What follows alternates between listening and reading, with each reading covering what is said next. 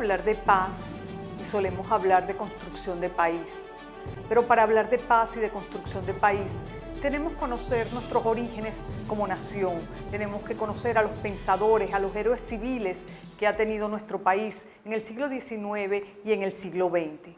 De eso y sobre eso conversaré con el profesor David Ruiz Chatén. David, creo que este año cumples unos 30 años haciendo investigación. Así es. Investigación histórica, pero además en una de las ramas más complicadas de la historia, que es la historia política, historia de las ideas, pensamiento. Así es. Mi tesis de grado, de pregrado, es de 1988. El tutor Luis Cipriano Rodríguez y en compañía de Aide Miranda Bastidas hicimos nuestra tesis de grado. Tú sabes, un universitario rebelde, revolucionario, el antiimperialismo en la prensa de la época de Cipriano Castro. Revisamos toda la prensa, en la escuela de historia nos metieron eso de las fuentes primarias. Sí. Y en una época en que la Biblioteca Nacional estaba en una situación extraordinaria, revisamos todos los microfilm de los periódicos de Caracas y del interior del país y sacamos como 50 caricaturas, como la otra cara de Cipriano Castro en la caricatura mundial. Es decir, como Cipriano Castro en la caricatura mundial era cómo vio el imperialismo a Cipriano Castro y a Venezuela, nosotros hicimos la otra cara, es decir, cómo veían los periódicos venezolanos a las potencias extranjeras que de una u otra manera nos estaban agrediendo en aquel momento. Entonces, es decir, 30 años, 1988 al 2018. En estos 30 años he investigado muchísimos temas. Uno de los temas que más me llama la atención son algunos próceres civiles, pensadores, aquellos hombres que construyeron desde el punto de vista intelectual lo que sería nuestra nación, la nación venezolana. Sí.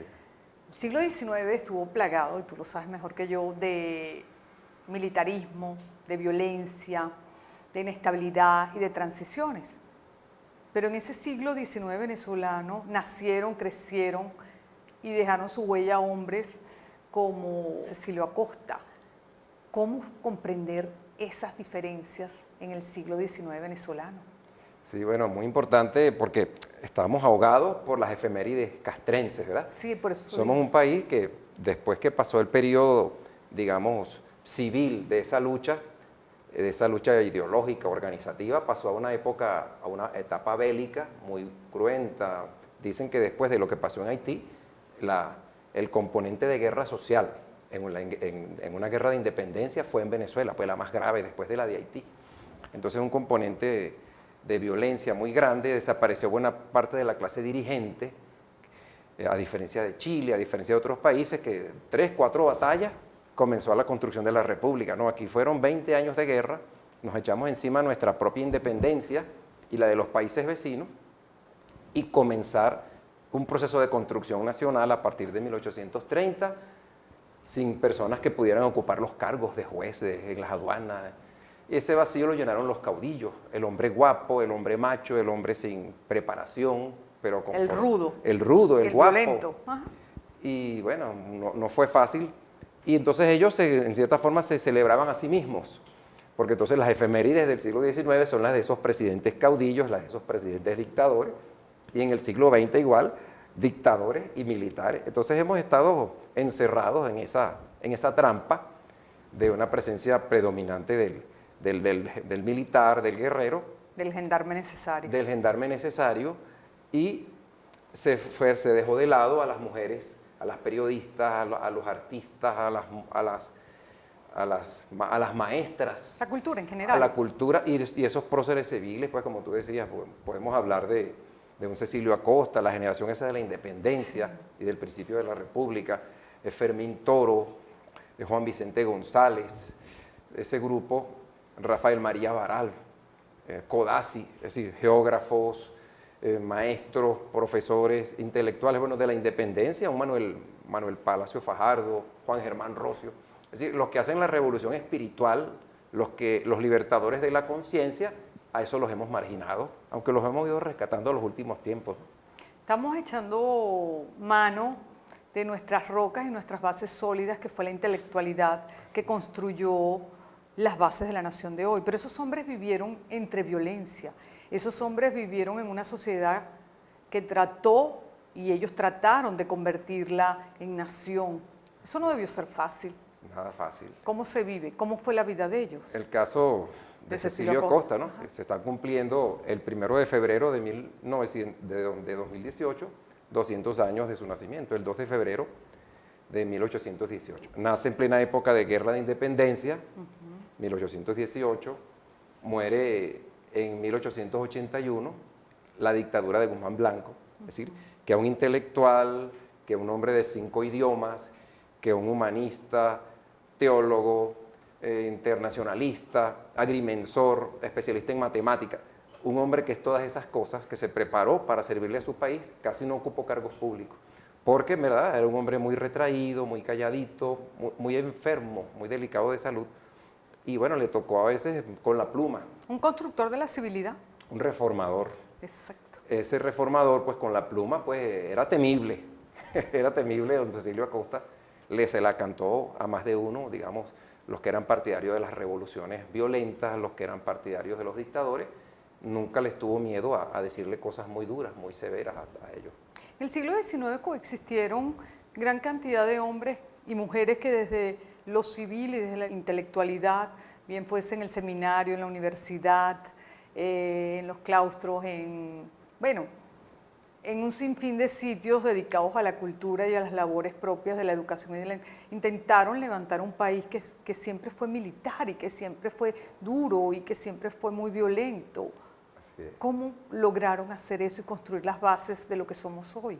Yo creo que esos pensadores formularon lo que debía ser el país, y ese país en el siglo XX, cuando tuvimos más recursos, cuando se acabaron las guerras civiles, ese país que estaba en el papel lo fuimos concretando. Y como dice Manuel Caballero, con mucho orgullo para los venezolanos, nuestro siglo XX pues, fue un siglo de grandes realizaciones.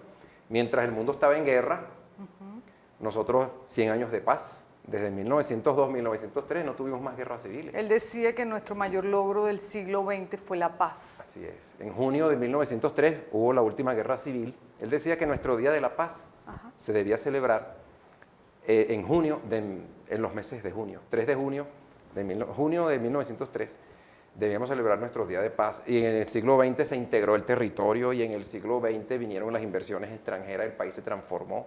En el siglo XX nos educamos.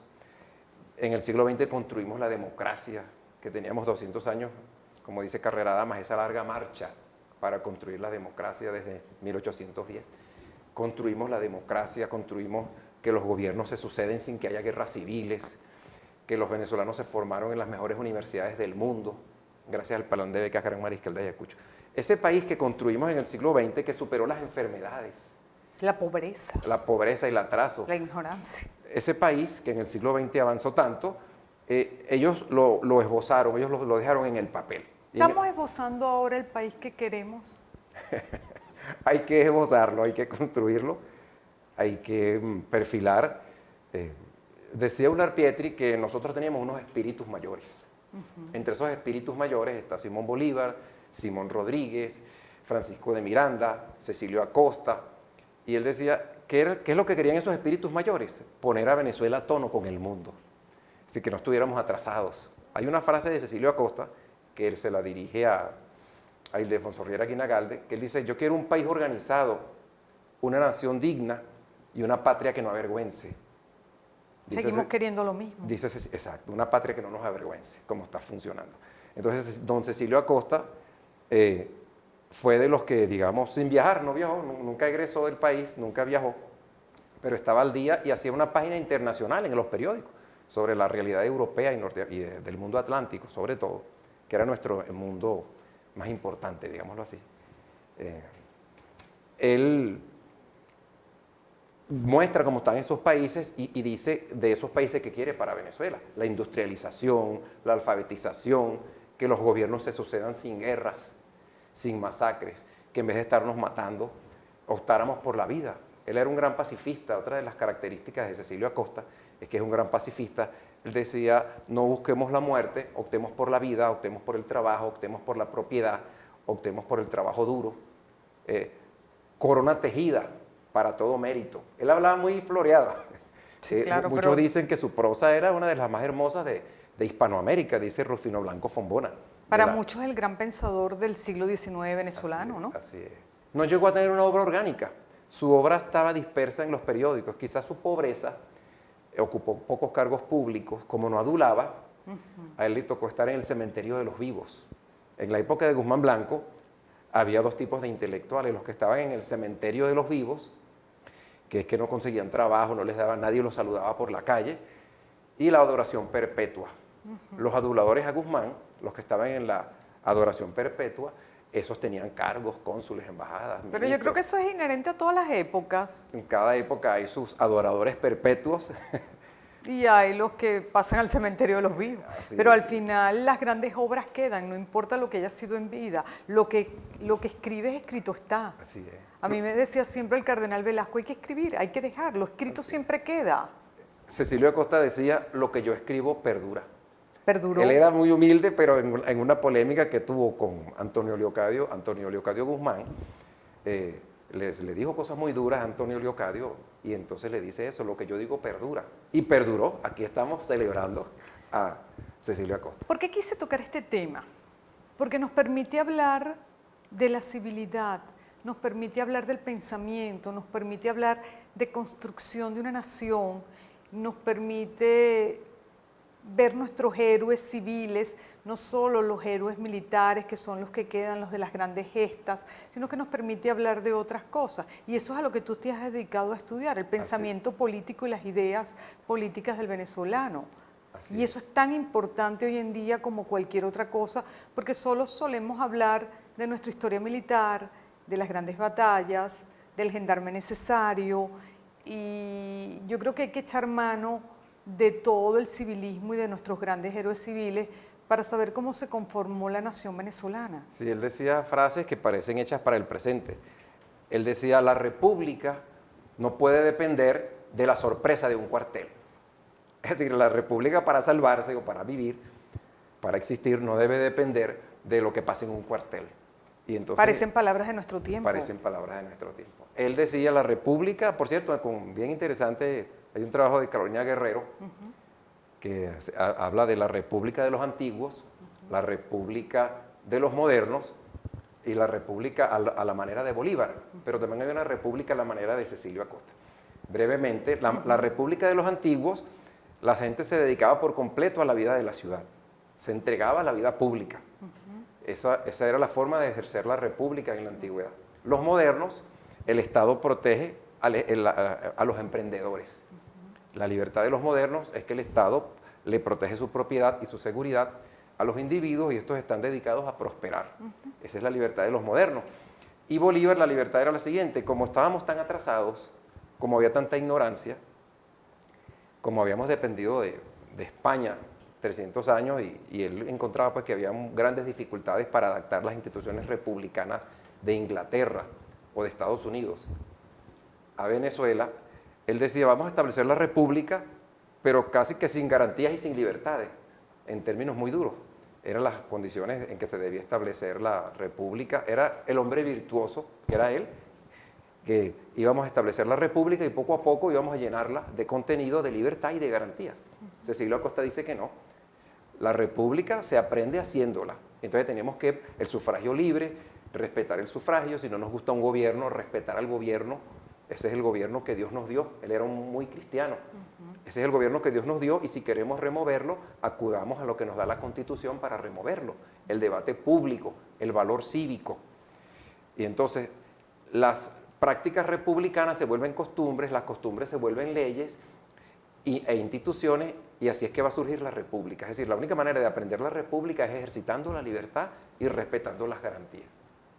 En ese sentido, Cecilio Acosta pues, se diferencia de Bolívar, porque Bolívar veía tan difícil la tarea de construir la república que prácticamente se la echaba él encima.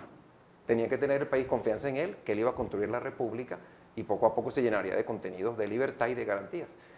Y en cambio Cecilio Acosta dice que no, la república, la libertad se aprende ejerciéndola. Y yo creo que es una gran lección de Cecilio Acosta, es la libertad se aprende ejerciéndola. Ningún dictador nos enseña libertad. Y además tenemos que construir esa libertad como sociedad. Así. O sea, tenemos que tener conciencia de que los cambios se hacen en sociedad, no dependen de un individuo, no dependen del gendarme necesario, no dependen de hechos aislados o fortuitos, es construcción de civilidad. Así es, exacto, como nuestros grandes constructores del siglo XX, ¿verdad? Claro. Como te digo, un poco continuadores de Cecilio Acosta y admiradores de él, por cierto, tanto Rómulo Betancourt como Rafael Caldera, como Jovito Villalba, es montar una visión de país con gente preparada, montar una visión de país, ofrecérsela al país, recorrer al país. Como decía Betancourt, en un viejo Ford, recorrer el país y buscar a los maestros en los pueblos, buscar a los sacerdotes, buscar a las maestras, y entonces con esa gente formar grupos. Reconstruir. Construir país, construir los gremios que no los había, construir los sindicatos, construir las asociaciones, la sociedad de socorro mutuo. Hay que tejer una ciudad. Hay que tejer una. De abajo hacia arriba, completamente. ¿Cuándo y cómo se fueron borrando los horrores y los daños que nos dejó la Guerra Federal? Es muy grande esa guerra. Hay gente que la ha mitificado, pero la mayoría de nuestros más importantes autores concuerdan en que fue una de las fases más destructivas que tuvimos los venezolanos. Don Cecilio Acosta, por ejemplo, dice que una de las cosas más terribles de ese espíritu de facción fueron los odios políticos, que éramos incapaces de sentarnos y a ventilar civilizadamente nuestras diferencias. Por eso te pregunto, ¿cuándo y cómo logramos olvidar o sanar las heridas de la Guerra Federal? Mira, después de la muerte de Gómez. Después de la muerte de Gómez comenzamos a construir civilidad, los partidos políticos, las asociaciones, los emprendedores se organizaron en fedecámaras, los trabajadores en centrales de trabajadores, CODESA, CTV, QTV. Discutir, ponerse de acuerdo. Nuestro gran acuerdo del siglo XX, el Pacto de Punto Fijo, cerrando esas heridas. O sea, tenemos que poner los intereses del país por encima de las facciones, por encima de los partidos, por encima de las visiones que son legítimas. Porque si algo nos enseña la sociedad, es la imposibilidad de una sola visión. Entonces, bueno, tenemos que convivir porque tenemos visiones diferentes. Tenemos visiones diferentes de Dios, tenemos visiones diferentes de la economía, tenemos visiones diferentes de la política. Si yo te voy a matar a ti porque pensamos diferente, tú vas a pensar lo mismo, tú me vas a querer matar a mí porque pensamos diferente. Entonces, ese proceso de construir civilidad, de construir instituciones, se profundizó después de la muerte de Gómez, el 17 de diciembre de 1935, con dos gobernantes que entendieron que no se podía gobernar igual que en la época de Gómez. Dos transiciones. La transición hacia la democracia. Que la hicieron dos hombres hechuras del gomecismo. Así es. Qué bueno que los tocas, porque la gente siempre habla de los maravillosos gobiernos, que sin duda lo fueron, de Eleazar López Contreras y Medina. Pero en esa alabanza la gente parece olvidar que eran dos figuras del gomecismo.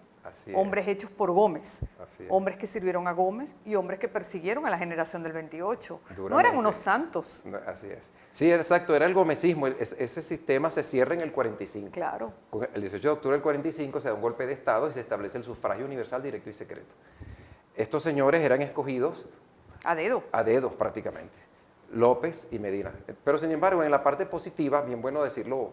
No, es que yo creo que fueron muy positivos para el país porque nos llevaron una transición a la democracia. Lo veo en positivo. Pero lo que no quiero es olvidar de dónde vienen para entender que independientemente de dónde se venga, se puede lograr hacer una transición si se junta un país completo. Así es. Perdón. Exacto. En el caso de López, bueno, mira, crea el Banco Central, una institución fundamental, el control del circulante y lo que pudiéramos decir es una suerte de política monetaria, la articulaban eran los banqueros o los comerciantes. Entonces no se crea el Banco Central, se crea el Banco Industrial, atiende la cultura. Se creó la Revista Nacional de Cultura, que todavía existe en 1937. Se creó el Museo de Bellas Artes, el Museo de Ciencias. Es decir, el hombre atendiendo, con su lema de calma y cordura, atendiendo la cultura, la educación, se crearon muchas escuelas. La primera ley del trabajo, que la redactó Rafael Caldera. Es decir, el país inicia un proceso de transformación casi de cero, desde el punto de vista de la civilidad casi de cero. Se crearon los partidos políticos, como tú dices, yo le digo en mi clase a los muchachos como un papagayo. López era como un padre muy duro, que él decidía cuándo soltaba la cuerda y cuándo recogía la cuerda. Entonces a veces dejaba funcionar a los líderes y a veces los metía presos o los lanzaba para el exilio. Y eso no hay que olvidarlo, porque eso sucedió. Y hay críticas muy duras. Jovito Villalba tiene críticas muy duras hacia el gobierno de López, en especial. Medina hace una reforma petrolera que duró hasta nuestros días, la trascendencia de la reforma petrolera. Permite de nuevo los partidos políticos, vienen los exilados. Se legalizó el Partido Comunista. Exactamente. Se eliminó el inciso sexto de la Constitución, crea la ley del impuesto sobre la renta. Es decir, eso que te digo, nuestros espíritus mayores, que quizás estaban detrás de ellos, porque ¿quién está detrás de López? Arturo Uslar Pietri. ¿Quién está detrás de Medina? También Arturo Uslar Pietri y Mariano Picón Salas. ¿Quién está detrás de López y del programa de febrero? Mariano Picón Salas, Alberto Adriane y Diógenes Escalante. En cierta forma hemos sido los héroes silenciosos, los profesionales universitarios, los intelectuales. Ese proceso de vencer ese pasado de crueldad, de asesinatos, de violencia, que cada vez que había una sucesión presidencial, había una guerra civil, la democracia. La primera vez que un gobierno sucede pacíficamente a otro en Venezuela es la sucesión de Betancur a Leoni.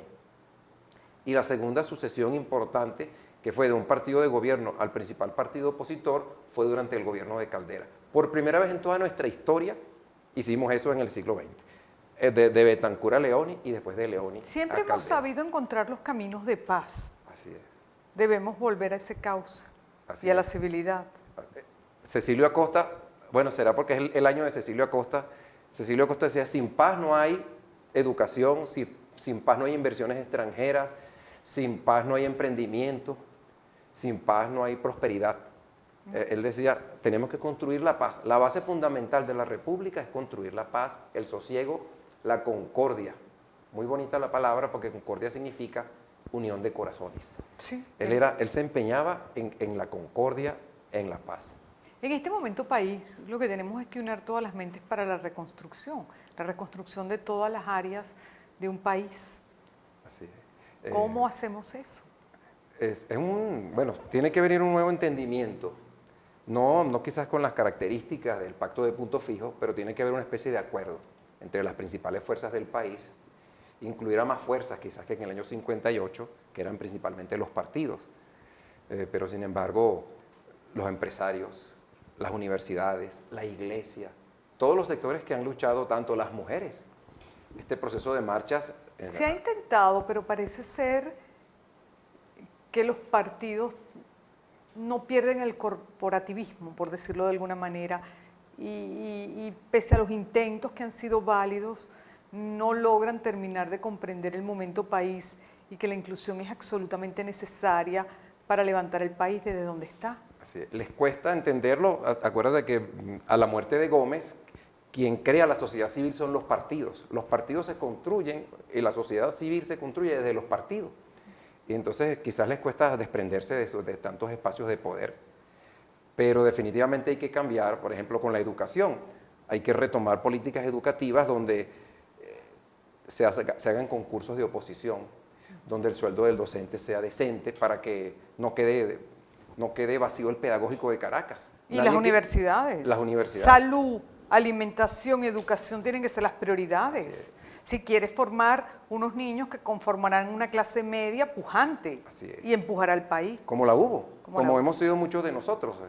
En el prólogo que me hace Tomás Estraca, mi último trabajo, Historia de las Ideas en Venezuela, estudios breves, personas que veníamos de abajo y subimos, prosperamos en historia, en investigación, en empresas. En todas las áreas. En todas las áreas. Entonces, claro. Una clase media poderosa, una prensa libre, restablecer una economía el tejido libre de las instituciones, claro. las instituciones democráticas, el poder judicial, que funcionen todos los poderes en armonía, pero a la vez con su independencia. Es una tarea colosal.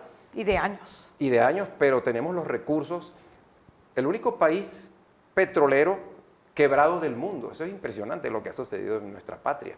Es decir, un país petrolero quebrado. Eso no tiene ninguna explicación. Que la corrupción, políticas ineficientes. Entonces tenemos que ir a políticas eficientes, asesorarnos con los mejores. Como te decía antes, nuestros espíritus mayores, convocar a los grandes venezolanos de esta época y trazar una política petrolera, trazar una política agraria, trazar una política universitaria, trazar una política educativa, y voluntad política para entender las llevar potencialidades eso. del país y dependiendo de las potencialidades del país comenzar a trabajar. Exactamente. A lo mejor hay que trabajar por región y dejar el centralismo para que el país despegue mucho más rápido. Recuperar la descentralización, A eso que me en estos refiero. 20 años se destruyó la descentralización, Claro. recuperar la descentralización, devolverle a los alcaldes sus funciones, sus recursos. Se escucha que las mejores mentes del país se fueron y que se fueron más de 4 millones de habitantes. Hay estudios diferentes de la Católica que dicen que 2, igual es una cifra importante, pero yo me niego a creer que las mejores mentes se fueron. Yo pienso que, al igual que en otros países que han tenido épocas difíciles, como Chile por ejemplo, muchos se fueron y otros se quedaron. Y los que se quedaron tuvieron que, con los que vinieron de regreso, reconstruir a Chile, porque un país no se construye solo con la gente que está afuera. A veces la gente que está afuera después de años está totalmente desconectada de una realidad. Así es. Bueno, hay muchos. Ramón J. Velázquez decía que Venezuela tiene los recursos humanos que nunca había tenido en su historia. Sí. Por más que se vaya un pequeño grupo, quedamos muchísimo y tenemos que reconstruir el país, los que aquí estemos. Y muchos de los que están afuera volverán.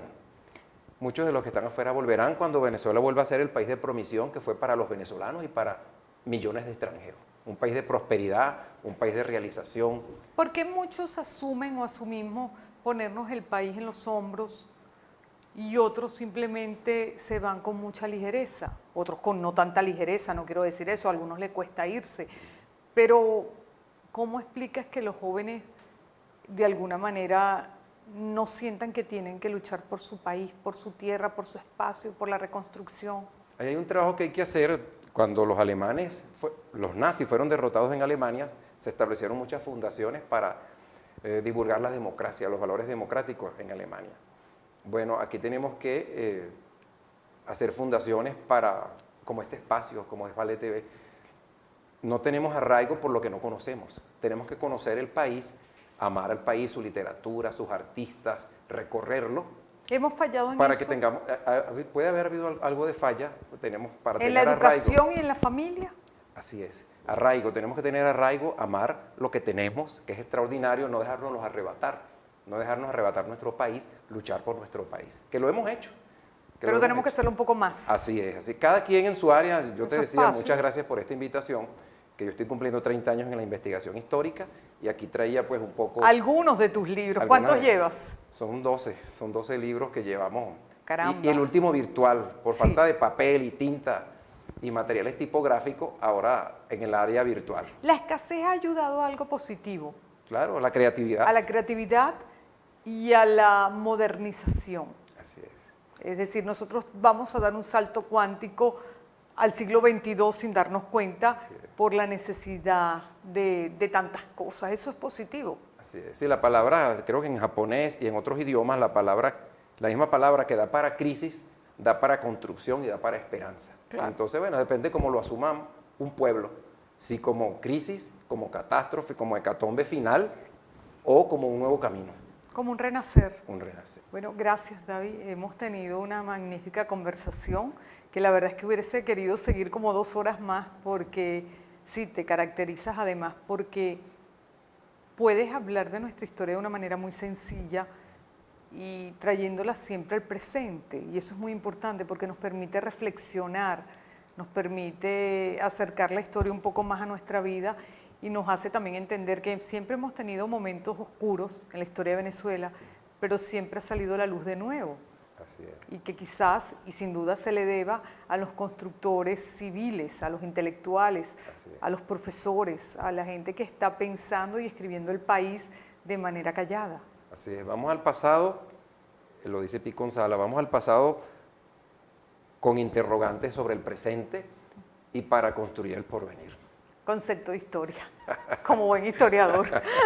Gracias David, ha sido A una tu orden, magnífica muchas gracias. conversación. Continuaremos en otro programa. Gracias por la invitación. Amigos, hasta la próxima semana. Muchas gracias.